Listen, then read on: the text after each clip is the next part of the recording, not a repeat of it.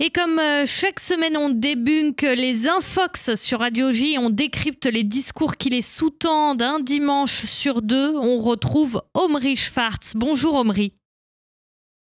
Bonjour Eva. Omri, un sujet d'actualité cette semaine, le Hamas, la Judée-Samarie, la Syrie, le Liban, l'Irak, la Syrie, le Yémen et l'Iran bien sûr. Israël est attaqué de toutes parts, plusieurs fronts d'un point de vue géographique, mais est-ce que ça correspond à une réalité politique ? Depuis le 7 octobre, on constate une unité entre les différents fronts. Israël est attaqué le 7 octobre par le Hamas, qui décide de déclencher une guerre contre Israël. Le 8 octobre, le Hezbollah commence à attaquer Israël depuis le Liban, mais aussi depuis la Syrie. Le Hezbollah a impliqué le Liban dans la guerre, sans justification et sans l'autorisation du peuple libanais, décidant pour eux qu'ils allaient entrer dans un conflit qui dure déjà depuis 9 mois. Le Hezbollah opère également à partir de la Syrie, décida donc pour la Syrie et le peuple syrien qu'il allait entrer en guerre contre Israël. Le nord d'Israël a été évacué depuis 9 mois à cause des attaques de Hezbollah. C'est aussi le cas du sud du Liban. À cause de la guerre commencée par le Hezbollah, chaque jour, Israël et le Hezbollah échangent de tirs, faisant ainsi fuir une large partie de la population du sud du Liban. Pourquoi?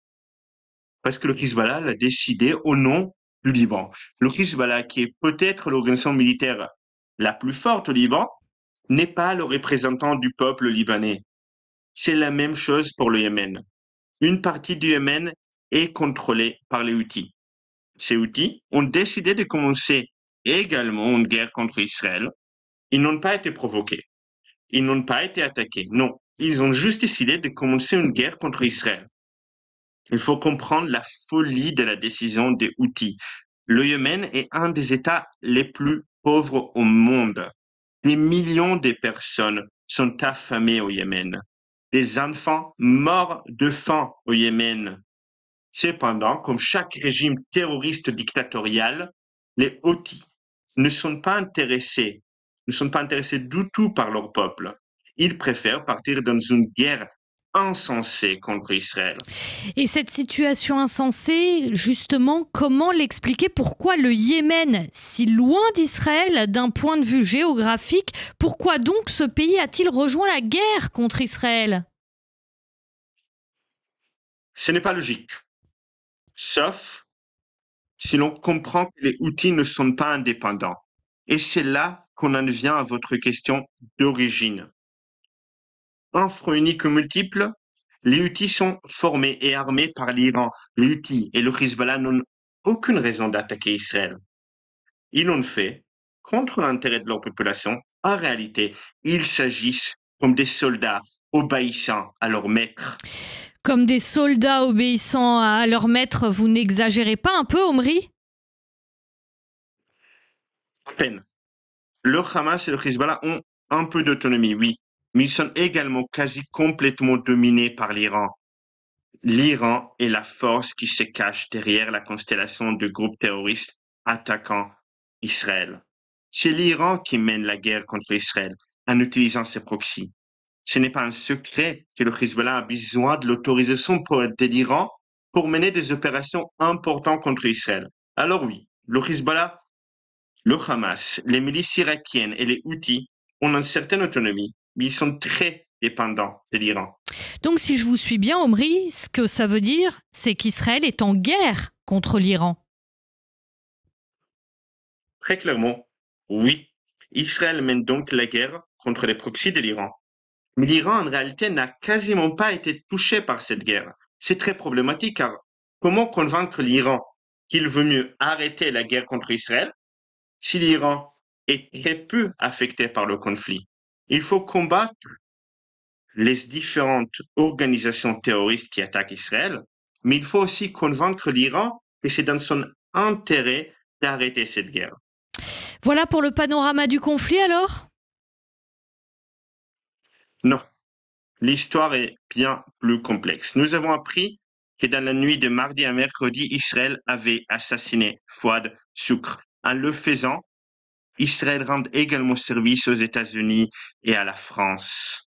En effet, Soukr n'est pas que l'ennemi d'Israël. Il est responsable de la mort d'innombrables personnes. Juste un exemple parmi tant d'autres. Il est le responsable de l'attaque terroriste de Beyrouth en 1983, qui a tué 241 soldats américains et 58 soldats français. Donc le Hezbollah n'est pas uniquement un ennemi d'Israël, mais du monde démocratique en général. Il est important de rappeler que si le Hamas fait partie d'une alliance, les alliés d'Israël sont et ont toujours été les États-Unis, la France et le reste du monde démocratique. Cette alliance inclut non seulement les gouvernements, mais aussi les peuples. Aux États-Unis, en France et en Allemagne, la population soutient largement Israël. On peut le voir aussi par rapport à l'Ukraine. Ce sont les mêmes drones de production iranienne qui sont utilisés par la Russie contre l'Ukraine et par le Hezbollah contre Israël. La Russie ne participe pas directement à cette guerre, mais elle arme le régime d'Assad. La Russie permet à l'Iran d'utiliser ses aéroports en Syrie, offrant ainsi à l'Iran une base en Syrie qu'Israël n'ose pas attaquer. De plus, la Russie protège le Hamas et le Hezbollah au sein du Conseil de sécurité de l'ONU. Nous avons vu qu'Israël a beaucoup d'ennemis et de nombreux amis dans le monde. Mais Israël a également des amis et des alliés potentiels au Moyen-Orient, tels que les Druzes ainsi que les Kurdes. Il ne faut pas oublier non plus que si l'Iran est à la tête des ennemis d'Israël, ce n'est pas le cas du peuple iranien. La majorité des Iraniens souhaitent un changement de régime en Iran et beaucoup se sentent proches d'Israël.